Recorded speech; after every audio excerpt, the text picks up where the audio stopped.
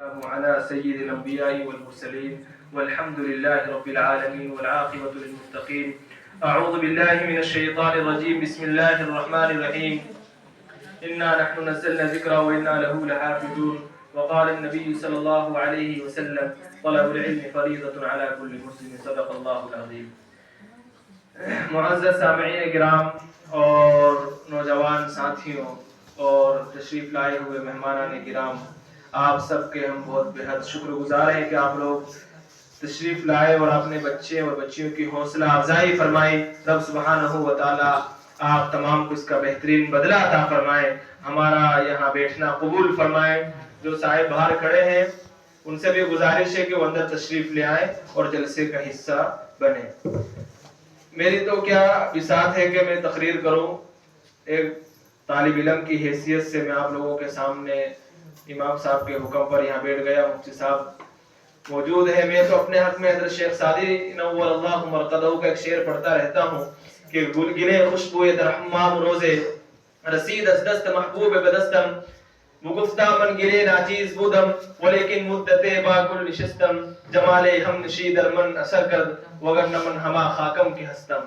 ہم تو کچھ نہیں ہیں، بس کچھ علماء کی دعائیں، بڑوں کا سائے شفقت یہ ہمارے لیے سعادت مندی کی بات ہے اور انہی کی دعاؤں کا نتیجہ ہے کہ آج آپ حضرات کے سامنے ہم کچھ کہنے کے قابل ہوئے، ورنہ ہمارا اس میں کوئی کمال نہیں ہے. یہ سب رب سبحانہ و تعالیٰ کی عنایت کردہ عطائیں ہیں. اللہ تعالیٰ مجھے اخلاص کے ساتھ بات کہنے کی توفیق اور سعادت عطا فرمائے.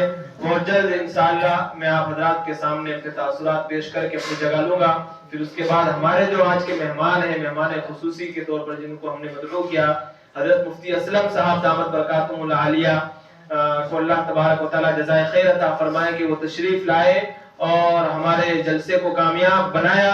اللہ تعالیٰ ان کے آنے کو قبول فرمائے. بھائیو، ہمارے لیے بہت ہی سعادت مندی کی بات ہے کہ ہم نے اپنے بچے اور بچیوں کو اس قابل بنایا. ہم نے ان کو مسجد کے دروازے پر لا کر چھوڑا اور ہم نے ان کو قرآن سے وابستگی کرائی، رسول سے وابستگی کرائی. قبل اس کے کہ ہم اپنے بچے اور بچیوں کو اسکول اور کالج کے دہانے پر چھوڑتے کہ جہاں بچوں کو سلام نہیں سکھایا جاتا ہے. چونکہ ان دنوں تو کالج سے میرا بھی وابستہ رہا ہے تو یہ دیکھنے کو ملا ہے کہ بچہ جب مکتب کے اندر آتا ہے تو استاد اس کو یہ سکھاتا ہے پہلے کہ بیٹا جب گھر جاؤ تو سلام کرنا، دروازہ کھٹکھٹاؤ، کھل جائے تو سلام کرنا، ابا کو سلام کرنا، امی کو سلام کرنا. یہ تعلیم مکتب سے دی جاتی ہے. بچے کو، معصوم بچوں کو سلام کرنا کس نے سکھایا؟ ان بچوں کو نبی سے آشنا کس نے کرایا؟ قرآن سے آشنا کس نے کرایا؟ یہ انہی لوگوں کی توجہات، محنت اور انہی مکاتب کے جال کی برکت ہے کہ ہمارے بچوں کے دلوں کے اندر ایمان کو محفوظ کر ہمارے بچوں کو ارتداد سے بچایا. یہ ہمارے لیے بڑی سعادت مندی کی بات ہے، خوشی کی بات ہے کہ ہمارے بچے اس عمر کے اندر کہ جہاں گلیوں میں بچے کھیلتے ہیں، بچے اپنی زندگی کے ان ایام کے سے لطف اندوز ہوتے ہیں، ان ایام کے اندر ہمارے بچے قرآن سے وابستگی لگائے ہوئے ہیں، نبی سے وابستگی لگائے ہوئے ہیں. یہ ہمارے لیے بڑی خوشی کا موقع ہے. ورنہ اسکولوں کے اندر تو آنے کے لیے اجازت مانگی جاتی ہے، وہاں کوئی قانون، وہاں کوئی ضابطہ یہ نہیں چلتا ہے. لیکن چونکہ شریعت محمدی آئی اس لیے ہے، سراپا محمد آئے ہی اس لیے ہے کہ وہ آئے تو زمانے کو سکون ملا. عرب کی تپتی ہوئی زمین جہاں ضلالت تھی، گمراہی تھی، جہاں انسان تو تھے لیکن انسانیت نہ تھی، جہاں لوگوں کے دل تو تھے لیکن دلوں کے اندر انسانیت نہ تھی. گویا کہ بے دل لوگ، ایک انسانیت کا ڈھانچہ کھڑا ہوا ہے. بچی کی پیدائش پر بچے کو زمین پر زندہ درگور کرنے کے لیے باپ کیسے آمادہ ہو جاتا ہے؟ اس بات سے اندازہ لگایا جا سکتا ہے کہ ان لوگوں کے دلوں کے اندر جہالت کتنی تھی کہ جب ایک ماں جانور ہونے کی حیثیت سے وہ اپنے بچوں سے محبت کرتی ہے. لیکن عرب کے ضلالت گمراہی کا عالم یہ تھا کہ اس زمانے کے اندر بچی کی پیدائش کو عار سمجھ کر کہ باپ ایک بچے بچی کا باپ بنا ہے وہ اپنی بچی کو زمین کے اندر زندہ دفن کر دیتا تھا. اس زمانے کے اندر نبی کریم صلی اللہ علیہ وسلم کی آمد ضروری ہو گئی تھی. اگر میرے نبی نہ آتے تو آج میرا اور آپ کا مسلمان ہونا بھی نہیں ہوتا. اگر نبی نہ آتے تو زمین نہ ہوتی, زمان نہ ہوتا, مکی نہ ہوتی, مکان نہ ہوتا, شجر نہ ہوتا, حشر نہ ہوتا.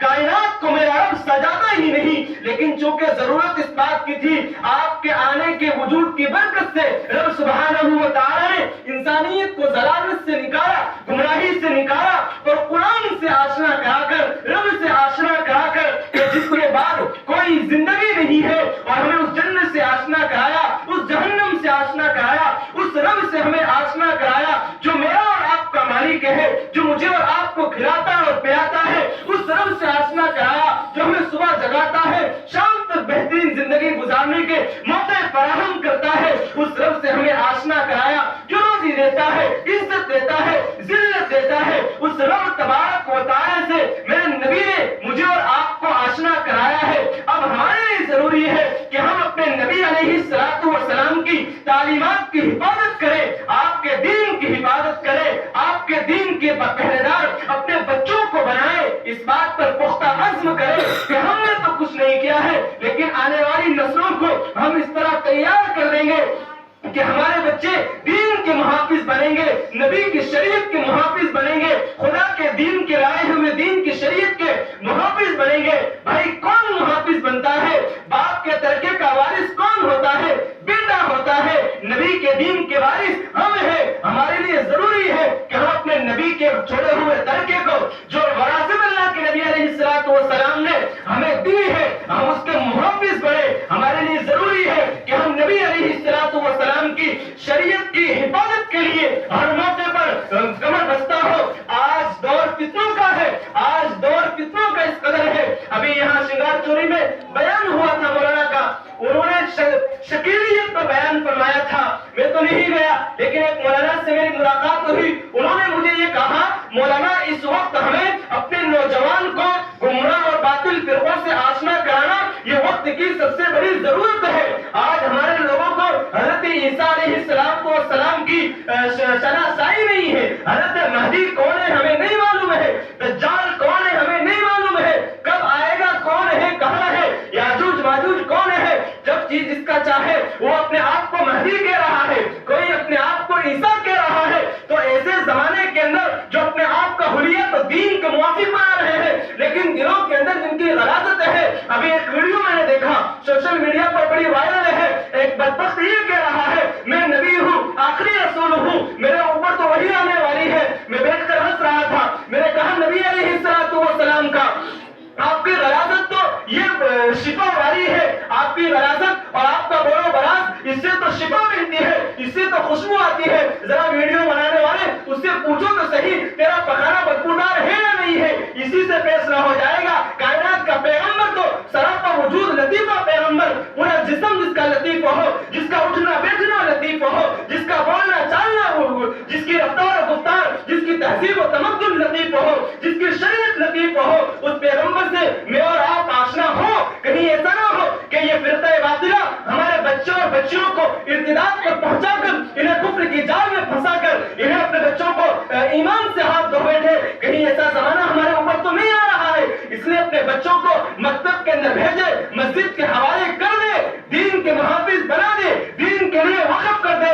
یہ قبروں پر جا کر تمہارے لیے فاتحہ پڑھنے والے ہوں گے. کہیں ایسا نہ ہو کہ ہمارے بچے ہماری تہذیب سے آشنا ہو. آج جب تک ہم حلال و حرام سے اپنے بچوں کو آشنا نہیں کرائیں گے, ان کو روشناس نہیں کرائیں گے, ان کو نہیں بتلائیں گے, بھلا ہمارے بچے بڑے ہو کر کیسے حلال و حرام کی تمیز کریں گے. اس لیے اس بات کی ضرورت ہے. حضرت جنید بغدادی رحمۃ اللہ علیہ سے بہلول نے پوچھا تھا کہ جنید کھانے کے آداب جانتے ہو؟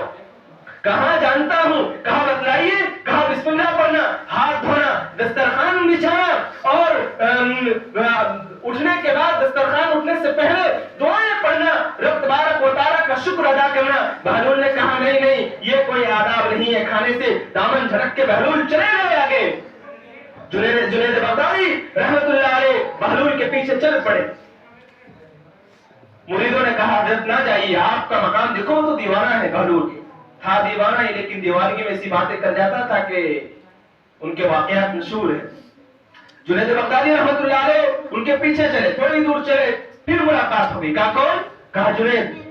کہا کہ سونے کے آداب جانتے ہو؟ کہا کہ ہاں جانتا ہوں. کہا کہ رب کا نام لے کر سونا، دعائیں پڑھ کر سونا، سیدھے کروٹ پر سونا، بستر کو جھاڑ کر سونا، اور سونے کے بعد اٹھ کر دعائیں پڑھنا، معمولات پر عمل کر کر سونا. بہلول نے کہا چل یہ بھی غلط ہے، آپ کو نہیں معلوم. جنید بغدادی رحمۃ اللہ علیہ پھر پریشان ہوئے. پھر انہوں نے دامن جھٹک دیا کہ آپ کو تو سونے کے آداب بھی نہیں معلوم. چل دیے بہلول حضرت جنید بغدادی رحمۃ اللہ علیہ پیچھے چل پڑے کہ بہلول بتاؤ تو صحیح. پھر ملاقات ہو گئی. کہا کہ کون؟ کہا کہ جنید. کا کیوں آئے ہو؟ ملاقات ہوئی. کہا وہی ہو نا جس کو کھانے کے اور گفتگو کے آداب. کہا اچھا بات چیت کرنے کے آداب جانتے ہو؟ کہاں جانتا ہوں. کہا بتلاؤ. کہا بھائی مخاطب کے موافق بات کرنا، متکلم مخاطب کی رعایت کرتے ہوئے بات کرے، دین کی بات کرے، اچھی بات بتائے، نرمی سے گفتگو کرے، لوگوں کا لحاظ کرے، اچھی زبان استعمال کرے، دین و شریعت کی بات بتلائے. بہلول نے کہا کہ نہیں یہ بھی غلط ہے، آپ کو نہیں معلوم. جنید بغدادی نے ہاتھ پکڑ لیا اور کہا بہلول میں اقرار کرتا ہوں مجھے نہیں آتا ہے، لیکن جب سامنے والا اقرار کر لیتا ہے تو آپ پر بتانا بھی واجب ہے. آپ بتلائیے کہ اصل کیا ہے، حقیقت کیا ہے. جنید بغدادی نے کہا آپ نے جو بتائی وہ تو فرا تھی، اصل یہ نہیں ہے. کہا کیا؟ کھانے کے آداب میں سے کیا؟ کہا کہ کھانے کے آداب میں سے یہ ہے کہ دیکھا جائے جو رزق کھایا جا رہا ہے وہ حلال ہے یا حرام ہے. اگر رزق حرام ہے تو چاہے کتنی ہی سنت کی رعایت کی جائے، چاہے کتنے ہی آداب کے ساتھ اسے کھایا جائے، چاہے کتنی ہی دعائیں پڑھی جائے، چاہے کتنے ہی اس کو سنت کے موافق اس پر عمل کرتے ہوئے کھایا جائے، حرام ہے. جب تک کہ رزق حلال نہیں ہوگا تب تک وہ کام کارآمد نہیں ہوگا. رزق حلال یہ دل کے اندر تاریکی پیدا کرتا ہے اور آخر میں انسان کو ایمان سے محروم کر دیتا ہے. اس لیے اصل کھانے کے آداب میں سے تو یہ ہے کہ جب بھی کوئی رزق کھایا جائے، جب بھی رزق کمایا جائے تو وہ حلال ہو، رزق حلال کی کمائی اور اس کے حلال کی جستجو میں لگے رہو. جنید بغدادی نے کہا کہ آپ نے بات درست فرمائی. کہا اچھا. پھر دوسرا سوال کہ سونے کے آداب، اس سے پہلے گفتگو کے آداب. کہا کہ بھائی گفتگو کے آداب میں اصل یہ ہے کہ میں جب بھی بولوں، جو بھی بولوں، رب تبارک و تعالیٰ کی خوشنودی کے لیے بولوں. کہ میں جو بول رہا ہوں میرا رب راضی ہے یا نہیں ہے. الحب فی اللہ والبغض فی اللہ، کہ دوستی بھی اللہ کے لیے، دشمنی بھی اللہ کے لیے. بھائی بات کہہ رہے ہیں وہ اس بات سے کہ ایسا تو نہ ہو رہا ہو کہ میرا رب ناراض ہو. میں کسی سے بات کر رہا ہوں میرے رب کو ناراضگی ہے، میں اپنی خوشنودی کے لیے، اپنے رب کی خوشنودی کے لیے کسی سے بات نہیں کر رہا ہوں. تو کہا کہ گفتگو کے آداب میں سے یہ ہے کہ جب بھی گفتگو کرو تو رب کی خوشنودی کے لیے بات کیا کرو. کہا بات بالکل درست ہے. دو باتیں ہو گئی. تیسری بات کیا کہی تھی یاد ہے آپ لوگوں کو؟ کھانے کے آداب بنا کر دیا. دوسرے گفتگو کے آداب، سونے کے آداب. بہت خوب. فرمایا کہ سونے کے آداب میں کیا ہے بتایا. سونے کا آداب کہیں نہیں. سونے کا آداب یہ ہے کہ جب بندہ بستر پر جائے تو اپنے دل سے مسلمان بھائی کے حق میں حسد، کینہ، بغض یہ نہ رکھے. یہ اصل سونے کے آداب میں سے ہے. یہ آپ نے جو بتلائی وہ فرا تھی. اصل تو یہ ہے کہ تم دعائیں پڑھ کر سو رہے ہو، نبی کی سنت کے موافق سو رہے ہو، دائنے کرم پر سو رہے ہو، لیکن دل میں کسی کے لیے حسد ہے، کسی کے لیے بغض ہے، کسی کے لیے کینہ ہے، اور اس طرح کے دل کے آلودگی کے ساتھ اگر آپ سو رہے ہو تو یاد رکھیے آپ کا سنت کے موافق سونا کوئی کامیاب نہیں ہے. تو یہ میں نے آپ کو بتایا، رزق حلال کے طور پر بتلایا کہ ہم اپنے بچوں کو رزق حلال کھلائیں تو ہمارے بچوں کے قلوب انشاءاللہ مجلہ مشفع ہوں گے. تو ہمارے لیے قیامت کے دن بہترین سبق اور دنیا میں بہترین آیا اور دین کی حفاظت اور صیانت کے لیے ہمارے بچے کامیاب ہوں گے. اس لیے ضرورت اس بات کی ہے اپنے بچوں کو اچھی تہذیب سے ان کو آشنا کرائیں، اچھے تمدن سے ان کو آشنا کرائیں، اچھے کلچر سے جو رسول اللہ کا کلچر ہے اس سے اپنے بچوں کو آشنا کرائیں. ان بچوں کو اچھا بچیاں ہیں، دیکھو بوٹے کے اندر بچیاں ہیں اچھے لگتی ہیں. زمانے کے تہذیب نے ہمارے بچیوں کو ننگے سر رہنے پر مجبور کر دیا. ان کے جسم سے کپڑوں کو اتار کر ہماری بچیوں کو برہنہ کر ہماری بچیوں کی ناموس کی بے حرمتی کر ان کو سامنے پیش کیا اور یہ کہا کہ یہ تو مغرب کا کلچر ہے. مغرب کا کلچر نہیں ہے، یہ ہماری ماں بہنوں کی عزت کے ساتھ کھلوا رہے ہیں اور زمانے کے سامنے ہماری بچیوں کو ننگا پیش کر کے مغرب کی تہذیب نے میرے نبی کی شریعت کو مجروح کیا ہے. جس کائنات نے عورت کو سطر کہا ہے, کس کا پورا جسم سطر ہے, بھلا کائنات کے خلاف ورزی کرنے والے اگر اس طرح کے پیش کریں گے اور مغرب کی تہذیب کو اپنائیں گے تو بھائی ہمارے یہاں کہاں برکت اترے گی؟ جہاں ہماری بچے ناز گانوں کے اڈوں کو آباد کر رہی ہوگی تو ہمارے گھروں پر دین نہیں, ہمارے گھروں پر بربادیاں آئیں گی. ہماری بچیاں جب تک شریعت کے حدود کے اندر رہے گی ہمارا دین مشفع رہے گا, مجلہ رہے گا. اس لیے ضرورت ہے اچھی عادتوں سے اپنے بچوں کو. ایک واقعہ مجھے یاد آیا, ایک بادشاہ تھا, ایک بادشاہ کے دربار میں ایک اجنبی شخص گیا اور کہا کہ بادشاہ مجھے آپ کے یہاں نوکری کرنی ہے. بادشاہ نے کہا کہ بھائی آپ کیا کرتے ہو؟ تو اس نے کہا کہ میں فہم و فراست والا آدمی ہوں, باتوں کو پہچان لیتا ہوں لوگوں سے. بادشاہ نے اس کو گھوڑوں کے استبل کا اس کو ناظم بنا دیا. کہا بادشاہ نے پتہ اس سے پوچھا ایک گھوڑے کے بارے میں جو بادشاہ کا بہت اچھا گھوڑا تھا, بادشاہ کا خاص گھوڑا تھا. بادشاہ کو نے پوچھا اس کو بتائیے گھوڑا نسلی ہے یا غیر نسلی ہے؟ تو بادشاہ کو کہا بادشاہ یہ گھوڑا غیر نسلی ہے. بادشاہ کو بڑا تعجب ہوا, کہا کہ کیوں, آپ نے کیسے پہچان لیا؟ واقعے کو میں سرعت کے ساتھ بیان کر رہا ہوں, توجہ رکھیے. تو بادشاہ کو کہا, تو اس نے کہا بادشاہ جب یہ گھوڑا چلتا ہے گھاس کھاتا ہے تو زمین سے منہ لگا کر کھاتا ہے. نسلی گھوڑے کی عادت یہ ہے کہ جب وہ گھاس کھاتا ہے تو منہ اٹھا کر کھاتا ہے, لہذا یہ گھوڑا نسلی نہیں ہے. بادشاہ نے جنگل سے جسے خریدا تھا اس کو بلایا, بھائی کہ کیا بات صحیح ہے وہ گھوڑا غیر نسلی ہے؟ کہا بادشاہ واقعی بات صحیح ہے, اس گھوڑے کی ماں بچپن میں مر گئی تھی, اس کو میں نے گائے کا دودھ پلایا ہے, لہذا اس کے اثر اس کے اندر آ گئے ہیں. آپ اس سے نتیجہ خود نکالتے ہیں نا. اچھا کچھ دنوں کے بعد بادشاہ کا بہت قریبی ہو گیا, بادشاہ نے اس کو انعام دیا. ایک مرتبہ بادشاہ بیٹھا تھا, بادشاہ نے اس سے اپنی بیوی کے بارے میں پوچھ لیا, اچھا بتائیے یہ بیوی شہزادی ہے یا نہیں؟ تو بادشاہ سے کہا کہ بادشاہ بیوی شہزادی نہیں ہے. بادشاہ کے قدموں تلے تو زمین کھسک گئی, بھائی شہزادی نہیں, بادشاہ کس سے رشتہ کرے گا؟ جو دوسرا ملک کا بادشاہ ہوگا اس کے مقابل ہوگا. تو کہا کہ یہ تو آپ کی بیوی ہے, شہزادی نہیں ہے. بادشاہ نے کہا اچھا, تحقیق کی. تو تحقیق کرنے کے اس کی ساس کو بلایا کہ بات صحیح ہے. تو کہا بات صحیح ہے, اصل جو ہماری بچی تھی, آپ اس بچی کے باپ نے یعنی کہ میرے شوہر نے آپ سے رشتہ تو بہت پیدا ہونے کے بعد کر دیا تھا, لیکن چونکہ بچی 6 مہینے کے بعد اس کا انتقال ہو گیا تھا تو ہماری خواہش یہ تھی کہ بادشاہ سے ہمارے رشتے برقرار رہے, لہٰذا ہم نے ایک شخص کی بیٹی کو لے لی گود اور ہم نے اس کی پرورش کی. لہٰذا ہم نے اس کی پرورش کر آپ کے سامنے آپ کے نکاح میں اس کو دے دیا اور ہم نے اپنے رشتے داری کو برقرار رکھا تاکہ ہماری نسبت بادشاہ سے جڑی رہے. بادشاہ کو بڑا تعجب ہوا, اس کو پوچھا کہ بھائی میں آپ کو یہ واقعات یہ کیوں سنا رہا ہوں کہ عادتیں نسلوں کا پتہ بتلا دیتی ہے. ہم ہمارے بچوں کی بہترین تربیت کریں, ان کو بولنے کا, ان کو چلنے کا, اچھی تہذیب کا ان کو سلیقہ سکھلائیں. بھائی بڑے سے بات کرنا ہے تو کس طرح کرنا ہے, چھوٹے سے بات کرنا ہے تو کس طرح